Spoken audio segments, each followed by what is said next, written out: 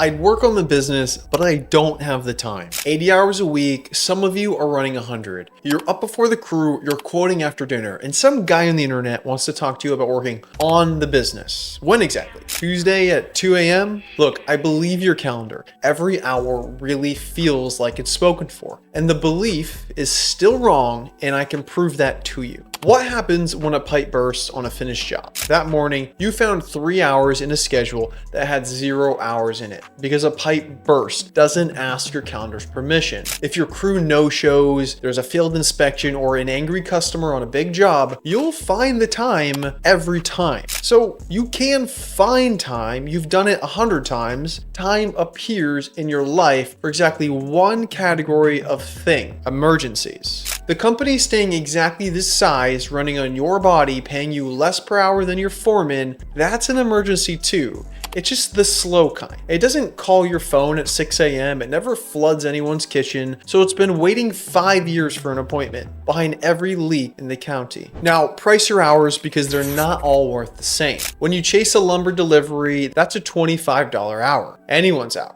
When you run a dump load or babysit a sub, same thing. You bill customers $150 an hour for crew time, and you fill your own week with hours you could buy for $25. There's another class of hour available in your company. The hour where the price goes up on your next bid. The hour where the follow-up system gets built so estimates stop dying in silence. The hour where you hand scheduling to somebody who isn't you. Those hours are worth thousands each. They pay out every week forever. Let's call it 5 hours out of the 100 that you work. There are maybe 5 that could actually change what the company is.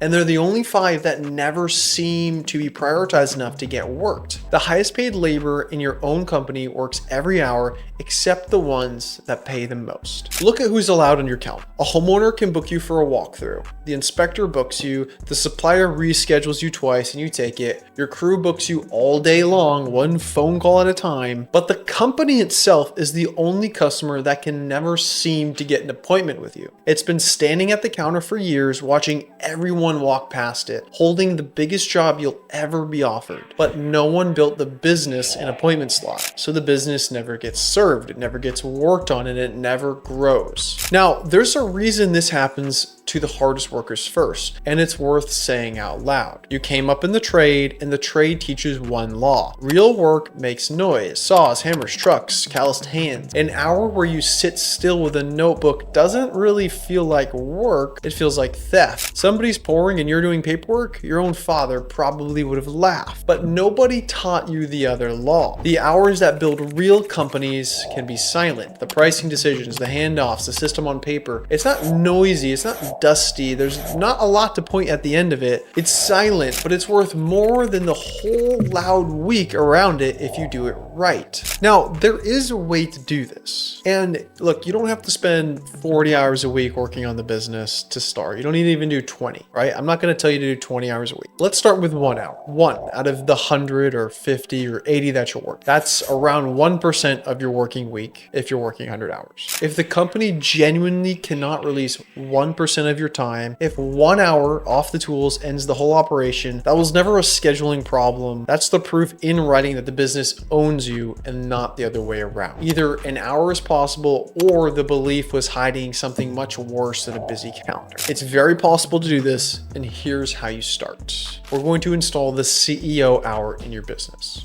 1 hour a week booked like a job or an estimate, but this time it's with yourself. Now, you have to uphold these. The commitments that we schedule with ourselves are the most important. So you're gonna do same day, same time, every week. It's gonna go on a calendar with a name on it like a customer. It doesn't get canceled. It doesn't get rescheduled. We hold to our commitments. You start to realize that everything outside of this hour is not an emergency. And if a true emergency comes up, like your car is quite literally on fire, then yes, please take the time off from the CEO hour and go handle the car. But everything else can be handled after this hour. So you put your phone on do not disturb. You tell your crew that I'm going to be working on the business in this hour on this day. Do not bother me unless the truck is literally exploding.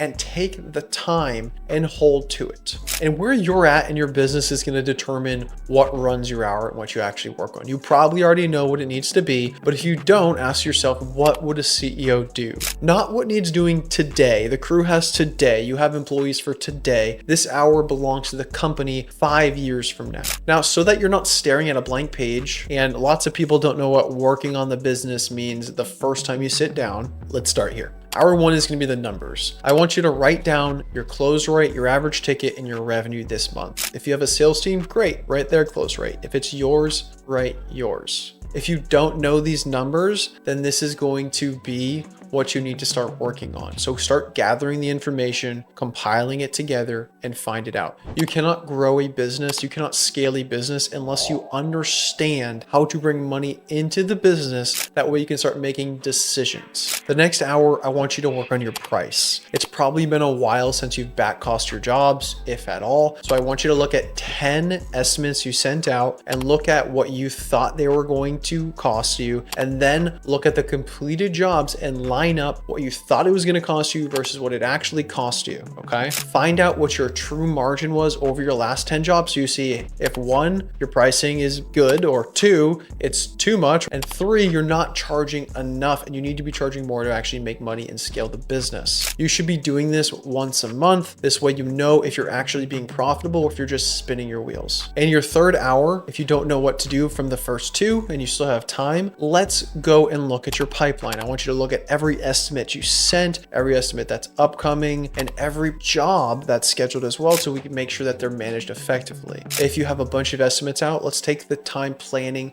how you're going to get those closed. If you have a salesman, let's go over their entire schedule, what they've got pending, and go from there. In hour 4, I want you to take and write a list of everything that you don't want to be doing or you don't think is worth your time, and start coming up with a solution for that. Somebody else can do the $10 or $20 an hour jobs. Somebody else can go to the dump. Someone else can pick up materials. Somebody else can schedule appointments with homeowners. Write the checklist, start to look at what can potentially be handed off in your life and in your business so you can dedicate your time to things that will actually move the needle. This is only the first month and it's only 4 hours. If you do this right, you'll know more about the business in these 4 hours than probably in the last year or 2. 1 hour a week is not going to transform the company in a month. It probably won't even transform the company realistically in a year, but it is the start to running the business like a CEO. You should be working at least 10% of your working hours on the business instead of inside it. But this is your opportunity to say, hey, every Monday at 10 a.m., I'm going to start working on the business because I know that I don't want to be doing everything for the rest of my life. I don't want to break my back out there on the job, or I don't want to be running to every estimate, doing everything. I don't want to be calling every lead myself. But unless you have a real plan in place to start moving the business forward, then what happens is you just get stuck in the monotony of the day-to-day and running it like it's always been run. So